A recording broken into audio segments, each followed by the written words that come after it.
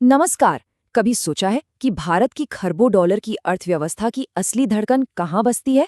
चलिए आज हम सीधे वहीं चलते हैं, भारत के विशाल पोर्ट सेक्टर के दिल में। ये सिर्फ सामान के आने जाने का रास्ता नहीं है, बल्कि ये अवसरों का एक ऐसा महासागर है जहां भविष्य की लहरें उठ रही हैं। तो आइए इस सफर में गोता लगाते हैं। आज की हमारी यात्रा का नक्शा कुछ ऐसा है। सबसे पहले हम ये समझेंगे कि क्यों ये सेक्टर भारत का असली इकोनॉमिक इंजन है। फिर हम भारत के समुद्री इंफ्रास्ट्रक्चर को करीब से देखेंगे। इसके बाद हम व्यापार की बढ़ती लहरों को समझेंगे, भविष्य में बनने वाले शानदार पोर्ट्स पर नजर डालेंगे और आखिर में सबसे जरूरी बात, निवेशकों और उद्यमियों के लिए क्या मौके हैं, इसकी पूरी प्लेबुक तैयार करेंगे। तो चलिए सीधे मुद्दे पर आते हैं। आखिर ये पोर्ट्स भारत के लिए इतने ज्यादा जरूरी क्यों हैं? देखिए, ये सिर्फ जहाज़ों और कंटेनरों की कहानी नहीं है। ये वो नसें हैं जिनमें देश की पूरी अर्थव्यवस्था का खून दौड़ता है। इस एक नंबर पर गौर कीजिए, 95%। जी हाँ, वॉल्यूम के हिसाब से देखें तो भारत का 95% से ज्यादा ट्रेड इन्हीं समुद्री रास्तों से होता है। ये आंकड़ा अपने आप में इस सेक्टर की अहमियत बताने के लिए काफी है। मतलब, जब हम 95% कहते हैं तो हम असल में $1 ट्रिलियन इकोनॉमी के पावर हाउस की बात कर रहे होते हैं।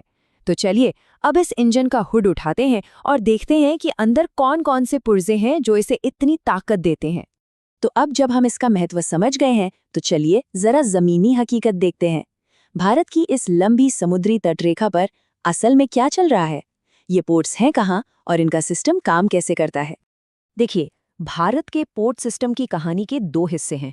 एक तरफ हैं 13 बड़े यानी मेजर पोर्ट्स जो सीधे केंद्र सरकार के कंट्रोल में हैं और देश का ज्यादातर माल यही संभालते हैं। और दूसरी तरफ है 200 से भी ज्यादा छोटे यानी नॉन मेजर पोर्ट्स। ये राज्य सरकारों या प्राइवेट कंपनियों के हाथ में हैं और बहुत तेजी से आगे बढ़ रहे हैं, खासकर कंटेनर के बिजनेस। ये जो बड़े पोर्ट्स हैं वो पूरे भारत के नक्शे पर फैले हुए हैं। पूरब में ओडिशा का पारादीप हो, पश्चिम में गुजरात का दीनदयाल पोर्ट हो या फिर मुंबई के पास JNPT। हर एक की अपनी क्षमता जबरदस्त है और ये सब मिलकर भारत की समुद्री ताकत की नींव बनाते हैं। और जरा सोचिए, अगर हम सिर्फ इन 13 मेजर पोर्ट्स की ताकत को मिला दें तो ये हर साल 1600 मिलियन टन से भी ज्यादा कार्गो हैंडल कर सकते हैं। ये आंकड़ा दिखाता है कि हमारा मौजूदा इंफ्रास्ट्रक्चर कितना विशाल है। तो इंफ्रास्ट्रक्चर तो हमने देख लिया, अब बात करते हैं एक्शन की, रफ्तार की। आखिर इन पोर्ट्स पर हो क्या रहा है, ग्रोथ की लहरें कितनी ऊंची उठ रही हैं और कौन सा सामान सबसे ज्यादा आ जा रहा है। हाल के आंकड़े बताते हैं कि इन बड़े पोर्ट्स ने लगभग 855 मिलियन टन कार्गो हैंडल किया, जो पिछले साल के मुकाबले 4.3% ज्यादा है।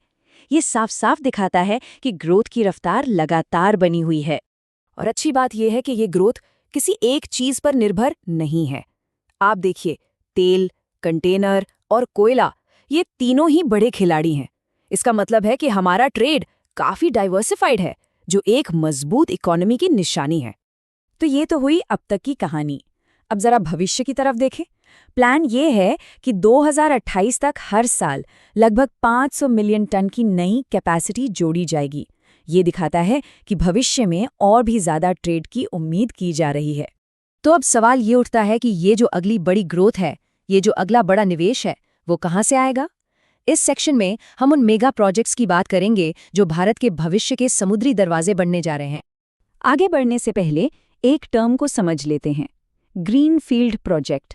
इसका सीधा सा मतलब है किसी खाली जमीन पर बिल्कुल जीरो से कुछ नया खड़ा करना। ये किसी पुरानी चीज को सुधारने जैसा नहीं, बल्कि एक पूरा नया किला बनाने जैसा है। और भारत में ऐसे ही कुछ जबरदस्त ग्रीनफील्ड प्रोजेक्ट्स पर काम चल रहा है।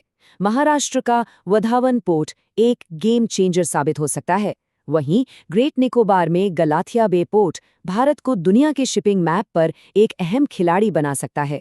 और सबसे बढ़िया संकेत, प्राइवेट सेक्टर भी इस ग्रोथ स्टोरी पर बड़ा दांव लगा रहा है। चलिए अब आते हैं उस हिस्से पर जिसका शायद आपको सबसे ज्यादा इंतजार हो।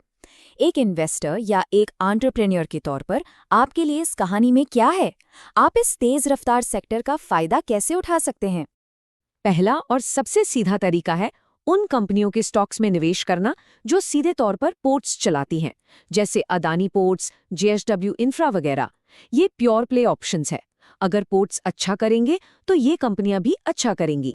दूसरा तरीका है उन कंपनियों पर नजर डालना जो इस पूरे इकोसिस्टम का हिस्सा हैं, जैसे कि लॉजिस्टिक्स और शिपिंग कंपनियां। सोचिए, जब पोर्ट्स पर ट्रैफिक बढ़ेगा तो इन कंपनियों का बिजनेस भी तो अपने आप बढ़ेगा।